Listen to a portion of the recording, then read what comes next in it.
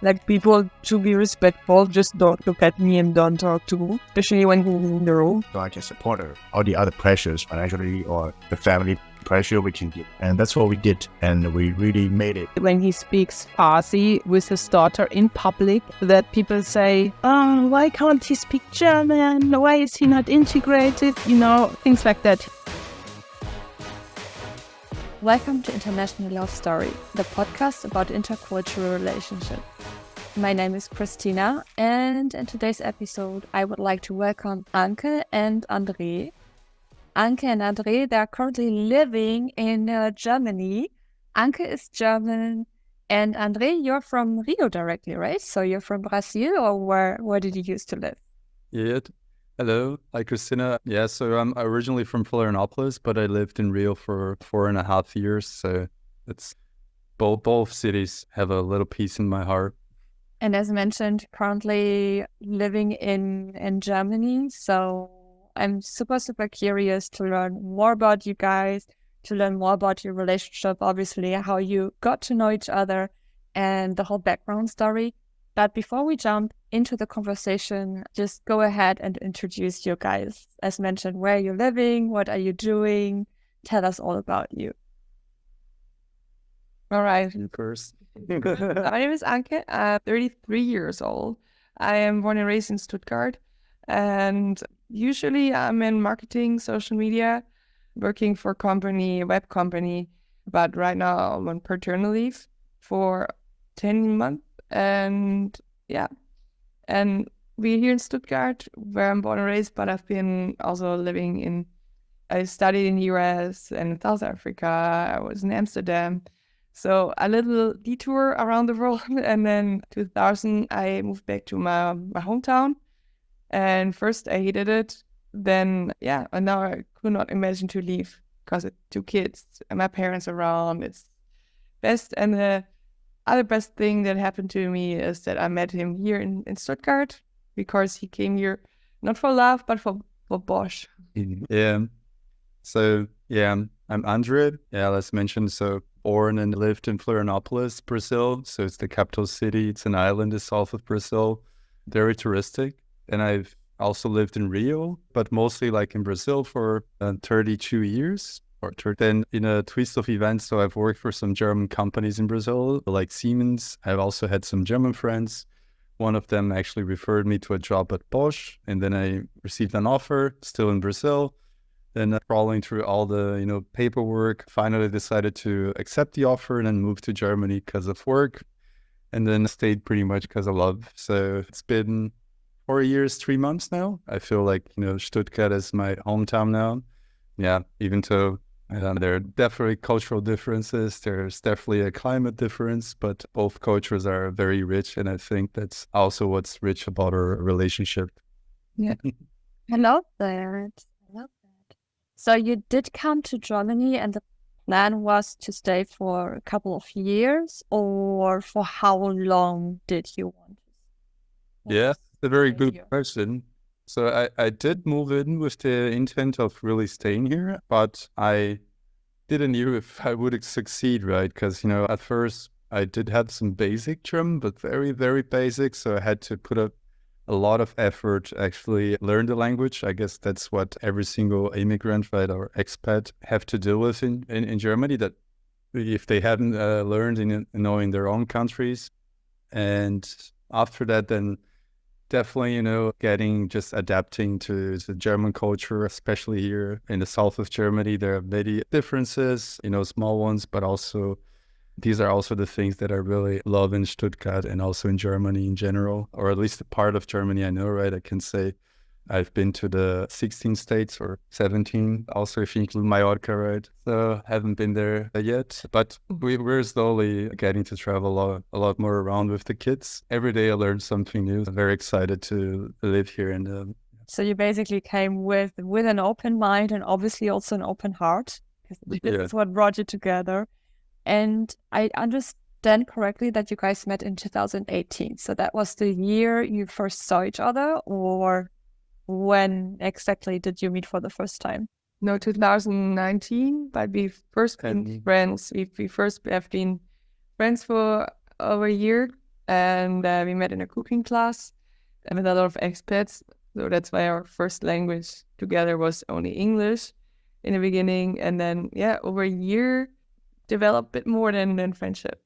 What's the first impression when you guys saw each other? She was very friendly from my impression back then of what would be the average German. Because, when you arrive and you only speak English, then let's say the amount of German population that you get access to are just the Germans that speak English, right? Or that are not afraid to speak English. So that's a very good deal of the population, at least in comparison to my own land, but it's still like a minority. And some Germans don't really feel comfortable, and some they're not as sympathetic, or they don't feel like as outgoing when they speak English as they do when they speak German. My first impression was that she was very friendly, for sure. Beautiful woman, cannot lie.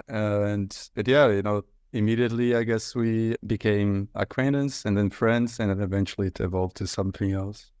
The thing is that we Swabians, to be fair, in South Germany where we live, the people are not, they're in a small group of friends, and a lot of people are born and raised here and they have their friends since kindergarten. But I think I'm a bit different because I lived abroad. I was an expat abroad. I had problems speaking the languages in, for example, the Netherlands. I was only talking English, which was not a big problem there. So when I moved back to Stuttgart, I called myself the Swabian expat because I hung out with a lot of international people because I missed that in my hometown. Still, I have a lot of German friends, of course, because I've traveled a lot and lived abroad. I still feel like I want to meet international people. And in this cooking group, we cooked very international. And he was actually cooking Brazilian that day. The next cooking class was Colombian. And then one time I made Käsespätzle, but he wasn't there. So this is the international surroundings we met. And there are a lot of Brazilians also here. But I was super fed up with Brazilians because I didn't want to have a bad experience. They all don't mean it serious. And even made a comment about it that we met. But in the end, after the cooking thing, I remember we were sitting at a table in a group and talked a lot. And then everyone added each other on Facebook. And I accidentally, when you add someone, there was this weird wavy thing. And I accidentally hit the button. And then he actually like, oh, hi. And it's like, oh, sorry, there was an accident. But then he kept talking like just a friendly nature how he was. And we just, did chit-chat, with small talk. And then, that's how we started talking occasionally. And it took around about 1 year, you said, until you figured out that there's something a little bit more than just being friends. Yes, exactly. We were, let's say, not available. And then eventually we were single and not even looking. And then sometimes it's how life is. Sometimes it just develops and expected, I guess. Was there a specific moment, like you think back and then you were like, okay, that was the moment where we both realized that maybe we feel falling in love? Or was it just like it somehow happened and thinking back, none of you can date or point out a specific date or specific moment? Yeah, I think maybe, there was one cooking event that we attended that was like an Indian, as a team event. And in this one event, we talked a lot. And after this event, and we were just discussing about Corona and, the booster vaccination back then for Corona. And I was like, oh, I'm about to go to Brazil. I really need to, to get my booster, right? And then she heard there was like, this Impfambulance. So there's like this vaccination ambulance in German. And then she was like, oh, we could go vaccinate ourselves together. And I'm like, okay. Not Corona times. Traveling as well. I needed a booster too. So, and then the funny part, and when I realized that she had some interest, or, that at least that was my interpretation of it, was like, oh, I could just vaccinate myself, I don't know, 4 p.m., let's say. And she was like, no, I have already some appointment at 5 p.m., but maybe I can talk with my mom and reschedule, and then I can also make like, I don't know, 4:15 or something like this. So she kind of reschedule her appointment closer to my appointment. I'm like, so maybe there is some interest from her side. And exactly then after the vaccination, so we didn't have officially a date, like nobody asked the other out, but then we just had like, some, what's the name in English? The mule wine. So it's, so the mule wine. And then there was the giant wheel. So because of the Christmas market in Stuttgart, they always assemble like a huge giant wheel. They set up the first time actually ever a Ferris wheel in the center of Stuttgart. And we have the second biggest Christmas market after Nuremberg. And the Christmas market is super famous here. But I think it was not, that was just the smaller version because of Corona.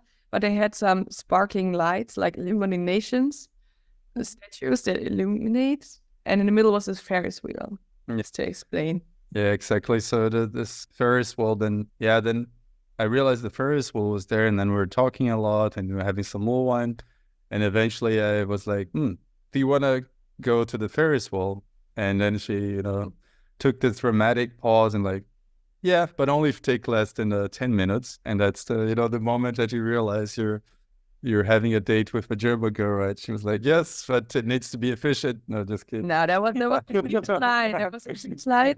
And honestly, I did to my family. They waited at home. I was supposed to be with my family, and he was supposed to be meeting friends, like at a housewarming. So he was supposed to be there an hour ago. I was supposed to be in my family's. So when you have just a good time and you don't care about anything else, you just want to be with this person, and the goodbye took like 30 minutes, although we both had places to go to. And then I think that's when we realized that we like each other a bit more. Plus, on the middle, very romantic, very big gesture, but on the middle of the Ferris wheel, I was actually wanted to see the and he suddenly kissed me. Super romantic. And then I guess that's how it all started. I think officially I took the first step, but I guess, she showed maybe some interest with this rescheduling of the appointment. But it was, I realized from head start that, I already knew her from a long time, so I really liked her. And then it just, organically developed into something much more like stronger. And now we have a family, right? So it couldn't be stronger. I love it so much because, I don't know, love is always a great experience. Love is always like feels beautiful and all of that. But if you have on top of all of that, the intercultural aspect, and you get along and you communicate, it's special somehow, because, you said that you communicated, especially in the beginning, in English, until you, Anke, realized that he's actually speaking German as well. So you could have spoken German along like the whole time, but that's another story for later, maybe. I'm just wondering, how were the first few months of being together? When you really get to know each other, when you really start bonding, how did it feel for you guys? We were in a long-distance relationship, according to her.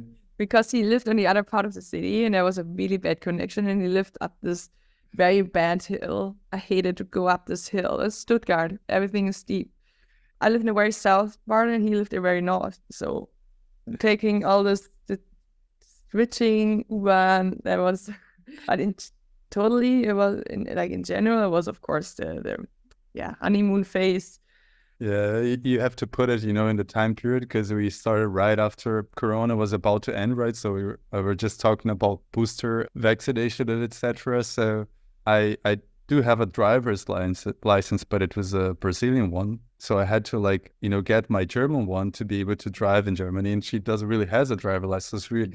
We're fully relying on the public transportation to see each other pretty much. And then it takes around 45, 50 minutes back then for us, for one to see the other. So it was like some effort. Yeah, exactly. And then eventually, that we just got over that by a very easy way out, which was I was just switching jobs back then. And actually, my new job was much closer to her place than mine. So she helped me out, finding a new flat. And she helped me out in finding a new flat, which was on the same street as her street. She was living, I don't know, the number was end of the street, I don't know, 100 or something. And my number was start of the street. So it was 5 minutes from each other, then it improved a lot. The relation, at least, seeing each other much more easier. However, he was always hanging out at my place. And I had 2 rooms, he had 3 rooms. So he had a bigger apartment. And in the beginning, when he was house hunting, we were only dating a couple months. And he wanted like, yeah, shall I look for myself or shall I look for a bigger apartment? And I was like, we just started dating. It's too soon to talk about moving in and stuff. But eventually, after he moved in, he still was more at our place, at the place where I was living. And because he didn't have a kitchen yet, and so we were cooking in my place, and it was like kind of a tradition. He always came after work to mine because I was working part-time. And eventually the question was like, okay, why don't we just move together? Anyway, it's the same street. It was a very easy move. And yeah, we had a bigger apartment. And then we booked like a travel together to Zanzibar in Africa, Yes. East Africa. And that was like, Zanzibar is very, kind of a honeymoon location. It's a paradise in Africa. We had a great time. And at the end of this travel, then we were just like discussing, next steps, future. And she was like, oh, I would like to move in. And then I'm like, no, I was not like, he invited me to move in. It's not that I said, okay, I'm moving in tomorrow, whether you want it or not. Yeah. He asked it. And then I told my friend, like, what happened? And she's like, you know what we decided? So I was actually visiting a German friend who lives in Zanzibar. And she's like, oh, I know what happened. You want a baby? I was like, I want to move in first. And I think after 4 or 5 months, I got pregnant, and you got pregnant. So your friend in Zanzibar saw it coming. Oh yes. So yeah, and that's why we actually ended up searching for a larger place because Bigger family than big apartment, big flat. I also love, André, as you mentioned before, that you feel super comfortable in Germany now. And obviously you're building a life there together, or you've built a life. And just going to grow from there on. And Anke, what I've just mentioned, and I'd love to hear that story again of you realizing that André can actually speak German already, and you were communicating in English for a while until you learned, okay, he speaks German perfectly. I was amazed, like the first few minutes before I hit the record button. And I was expecting an accent, like the typical Latin American accent, the accent like when I talked to my husband in German, who is Argentinian, and there was no accent at all. So I wouldn't even have been able to tell where you're coming from, André. Why are you so amazing speaking German? I wish I would be picking up words like you're doing apparently and be fluent in Spanish. Yeah, then he's very good with languages, first of all. Portuguese and bit Spanish, you learn on the way basically. And when we met, he was just a couple months or so in Germany. It was very funny because we met in our international background with a lot of expats. So we all only spoke English with each other. And also back then, he just came recently to Germany when we first met. So over a year later, our main language was only English. And I didn't get how good he was with languages, and he did intensive German classes. And I took him to a party where only my German friends were, and suddenly he was talking German with everyone but me, because we were so used to talking English. And I think, a lot of international couples do the switch either way very late in their relationship, or they just stick with their own language because it's weird to suddenly change a language, because it also, the communication is a bit different. And so long story short, I found out that his German was really, really good. And then, so we switched to, it's also better for him to, integrate. He works partly in German and talking with the kids in German, but also Portuguese now. But in general, our main language is German now. And it was kind of funny how well he was actually speaking it. I can definitely confirm that. And what I would like to know, just like really quick, because I'm very curious about that as well. So, André, you took intensive German lessons before you moved to Germany, and you've learned in Germany, obviously, or how did it work for you? Yeah, I took like some private lessons back in Florianopolis, where I lived, for about 3 months, but I think it was like once or twice a week, so 1 hour maybe. So it helped out with some of the basic German concepts. But then, coming here, and then even when I was in Brazil, I tried to call some hotels and really inform myself like about my stay here and etc. And 1 or 2 times, I think I tried to speak in German, and then it was very funny because I just got like a very fast answer and couldn't really understand a thing. And then I quickly switched to English, but I guess Germans are very used to that, right? They know how hard their language is. But after arriving here, then at first, my job, they had like some sort of relocation package where some courses were included. So that was something very nice from the company that I was working for. And then I did some intensive course again, but I also started really like digging into the language, listening to podcasts and studying grammar, and really, after work, really always trying to study German. And also during work, many of the meetings would also happen in German. So that was a very strong immersion, let's say, in the company that I was working back then. Jumping in cold water. Yeah, exactly. Jumping in the cold water. So that helped me a lot, actually. So I think, quite honestly, that was probably like the largest topic that I, had to deal with at first, except for finding a flat and, getting my feet wet, German bureaucracy and etc., getting my visa straight. Then definitely the language was the second hardest thing. My job back then was, I must admit, like, getting on board, etc., was very easy. Like I work in IT, so it was relatively easy because, you can get around just with English pretty much. But as mentioned, like many of the meetings were already happening in German, so that was also very helpful to learn the language.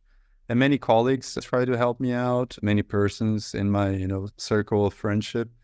Yeah. So even my activities, hobbies, back then I was doing a lot of hiking. So I started like trying to go to hikes where, the organizer was German, just to see if I could, get the best of both worlds, do some hiking and also learn some. Exactly. So I was just trying to, really establish myself here. And, when I do something, I usually am a very try-hard person. Like, I tried hard until to the point where I realized, like, oh, it's never going to work, or it's going to work, right? So I think it holds true for German and maybe for our relationship or the relationships in general. Like, we quickly came together and I think we quickly realized we meant a lot to each other as well. So I think it's my way of doing things. I feel at home in Stuttgart. I feel comfortable speaking the language. I try to give my own language, forward with the kids. But it's a very important part of my life now to speak German. It's the language of love, as I tell her. I really find it like a beautiful language. Like there's a beautiful aspect to it. I really feel that Stuttgart is my hometown now, and my heart fully shuffled here, even though the family I've created is here, the family I've left behind is there, but we always visit them as well. And that's actually like, you bring me right to the next topic, because you are also merging two cultures in general and the daily business, let's say it like that, even though like it almost feels like you feel German. I don't know. It's like most probably you're more German than I am. Having this conversation with you right now. It's very funny. It's very interesting to me. Same things. Yeah, he's sometimes more German than I am. Really. So funny. But you still like merging cultures, and this is also exactly what you did when you guys got married, as I've just learned 2 months ago, right? Yeah. How was the wedding? Well, in Germany, a lot of people have two weddings, right? A civil wedding and Standesamt. And then we had a wedding party, basically, because we didn't want a church wedding. And I never wanted to get married. That's the first part. But then when I was pregnant and we talked about it, and it's the best with kids, then I realized that that's not something I want to I don't want to get rid of him that easily. So it makes it like a proper union. I was like, okay. I knew that he wanted to get married, but I was like, no, don't even bother. Like, he would never propose because he would know that I don't want to get married, and out of respect, and probably scared of getting declined. He never really asked. But then eventually, when we talked about all the bureaucracy with the kid, like custody, paternity rights, all of this, we figured out the easiest way is to get married. That's what we thought before handing in all the paperwork for the wedding.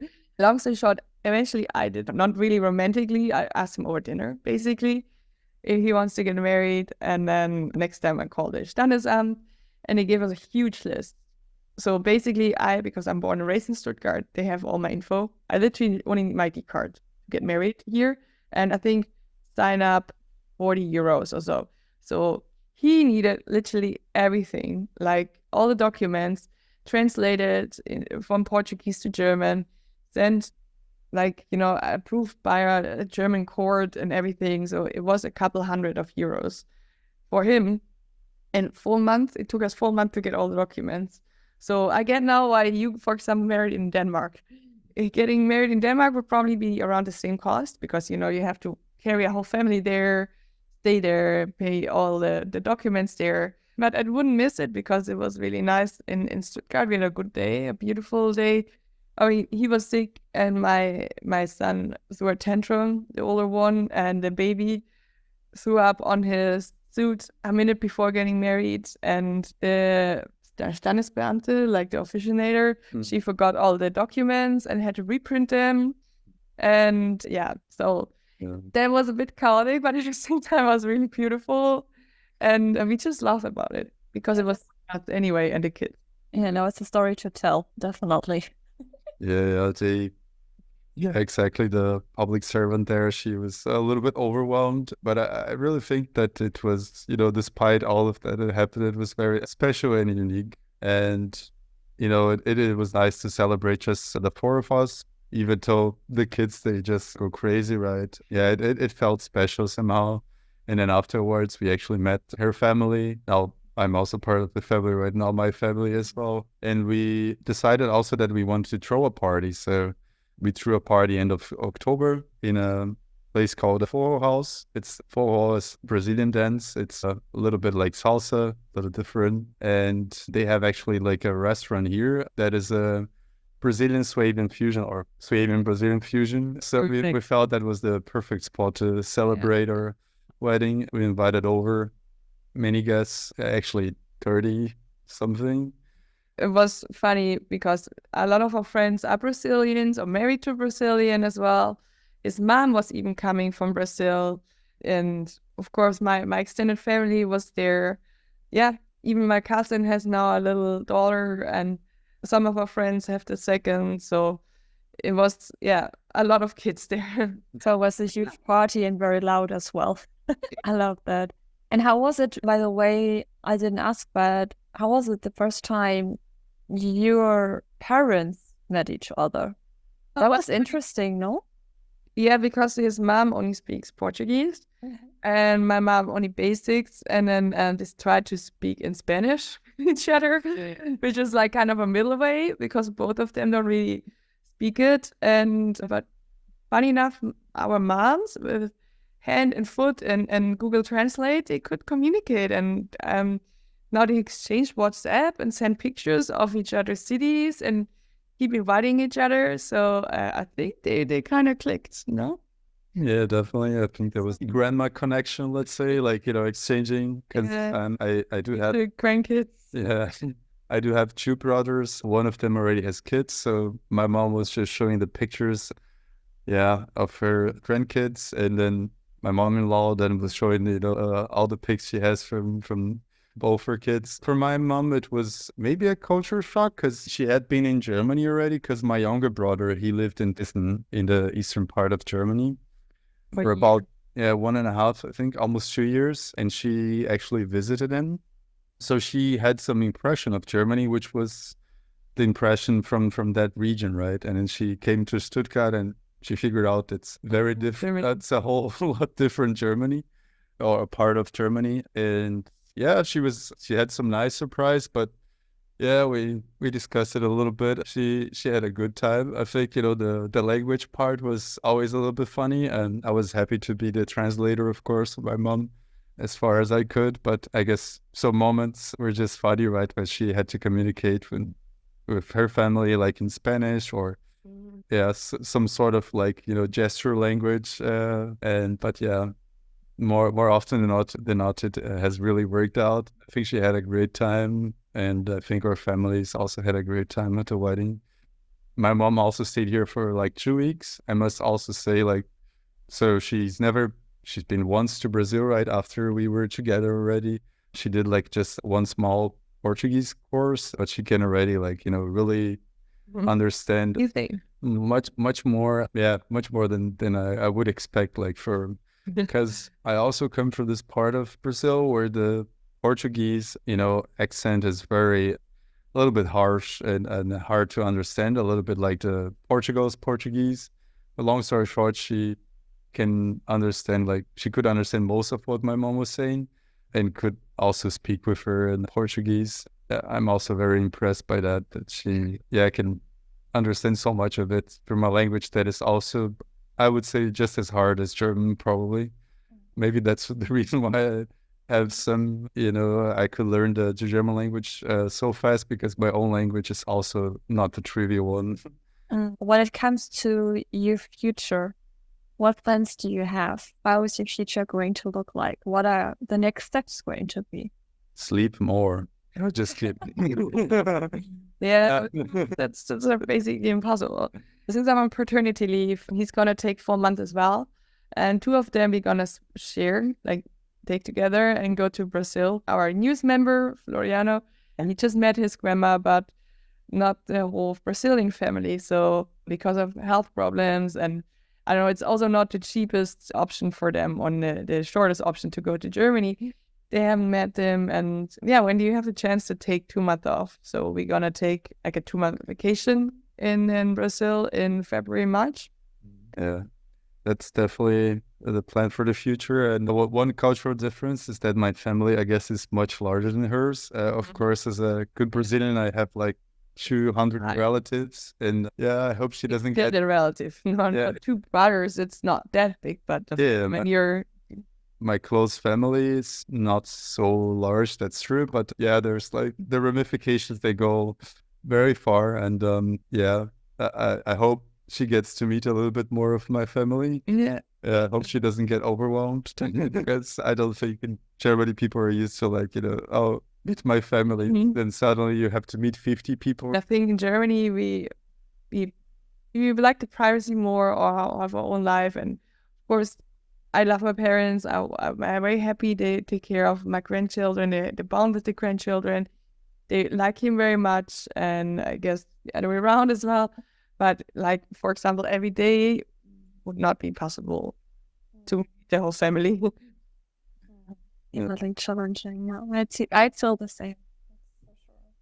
Yeah, but yeah, we always have a lot of travel plans. So we just been to Tunisia. That was our honeymoon. Then with to 4, right, with 2 kids. So it was a very funny honeymoon, but also very compensating, and yeah, beautiful land. We really chose a nice destination.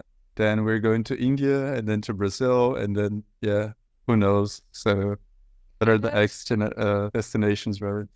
Yeah, a mutual friend we met on the cooking class. He has an Indian background, and he's getting married in an Indian wedding. And we're a huge group of Germans. And then we're gonna travel a bit around, because like you have to make use of the parental leave. And because of April, I'm gonna go back to work, and he's gonna be in charge of our son. And then let's see how if we get a spotted daycare for him, or how the working hours will work out, how he will work out as a stay-home dad. Yeah, and we also want, we have this long-term goal to eventually go to the Maldives for our actual honeymoon, right? Without kids. But yeah, it's wait a couple of years. Maybe next year, maybe 2025. Let's see. It got 10-year anniversary. It's her dream. I just saw the pictures, right? It looks amazing. So yeah, would be excited also if that works out. It's like a place of true relaxation. Sounds amazing. Everything sounds amazing. So there are a lot of things that are going to come for you. I'll definitely keep track on what you guys are up to slowly bring this conversation to an end. I mean, you guys have been experiencing a lot the past few years since you're dating, since you're together, since you're married. What is one of your biggest advice you would like to share with everyone who's listening or who's watching right now? Regarding long-distance intercultural relationships? Regarding intercultural relationships, yes. Maybe keep an open mind about other people's culture and what's important. For example, on a first real date, we made pão de queijo, which is Brazilian like cheese balls, basically. And I told him how we make German jam marmalade. And so now we trying to always, learn from each other, push each other. And it was really interesting for me to go to Brazil, meet his family, meet his background. I also took Portuguese lessons to be able to communicate with his family. So he already integrated very well in the German culture, but he's also doing it the German way, kind of, let's say. And I think that's something which is really, really important when it comes to, two different cultures clashing. Yeah. And from my side, I think, one thing that is I don't take as given that she does a lot is like, helping me out with the, like when you're living in a fully different, I mean, it's not a totally different culture, but it's a very different culture in this case. I guess you need to have that additional patience, to explain some stuff. Anke is very patient with me. She explains the whole thing. Like, yeah, of course, sometimes people, make some joke or something you don't really get, and then afterwards I just ask her, what was that about? And then she explains the whole story, and like Google links, and I don't know, really goes the extra step to explain her culture to me, which I always am very fascinated about the culture. So the message is like, if you're a partner to someone that is not in their land or their home culture, always be patient, because I think that counts a lot for me, because I definitely sometimes I have some difficulty to understand one or another. You understand the language, but the context is king, right? Yeah. Or German recycling, put that in other people's brain. Like what goes to what bin and why is plastic some in the yellow and some you put in a not general, and it's a lot for me as well. and also language wise, like we in Stuttgart speak Swabian. I don't really use the accent, but I think it's funny to teach him about also our little culture here. And then he casually drops things in meetings with his very German bosses, like Schade Marmelade or Ich wurde stark und groß durch Spätzle mit Soße. It's always very funny when he says sentences like this, also for German things. Yeah. I teach him all these funny jokes, and he somehow always recognizes it.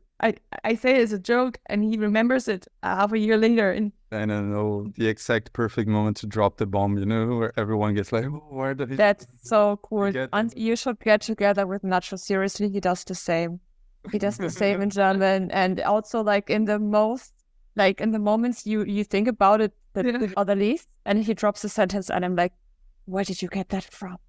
And then I burst into tears laughing because it's hilarious. It's so great if you can do that. If you wait for the moment to drop it and you have it in your mind for 6 months already, and then the perfect moment is there, you're just like, bam, take this guy. I think you two really need to meet up for a beer. I think our husbands would be so funny. Seriously. American connection. You're gonna have the best time, I swear. Anke and I, we would basically just laugh the whole time. Oh yeah, a lot of fun. I have another tip for men looking to date German women in general, which is on the first date, always pay for the bill. I was because this is something that haunts up me to this date. Like, we had this one mull wine, and I think it cost like €2 or 4. And then up to the date, she was like, "We were on a date and you didn't pay for that. What kind of man are you?" And where I come from, it's not very normal for people to, for men to pay for the bills on the first date. So it's nowadays like 50-50, always splitting up. So yeah, be mindful of that. If you're planning on dating a German girl, it might hold you for years so that you get that out of your history. It's not about €4. We also didn't go to a Michelin star restaurant. It's more about a gesture. That means you're interested, and you only have to do it on the first date or first date. I don't want that women only go out with me because they want to have free food or free drinks. And of course, that wasn't our situation. Definitely not the case. But yeah, it's an investment. It's not the reason why I didn't pay, because in my culture, it will be like, kind of macho culture. To be fair, after a month of dating, he invited me to a really nice restaurant and he paid the whole bill. So to make it up, not only for that, but, to properly take me out, let's say like this. That's some good advice. So if there should be a male listening who wants to date a German woman, take that into consideration. Thank you for that. No, but really, thank you so much for your time, guys. I really, really appreciate it, despite everything that's going on in your life, that you took the time to sit down with me for quite a while now. So yeah, to bring the conversation to an end, I'm going to link your Instagram handle in the description. So for everyone who wants to get some advice from you guys, to learn more about the cultural differences, that they can contact you, only if it's okay, obviously. Sure.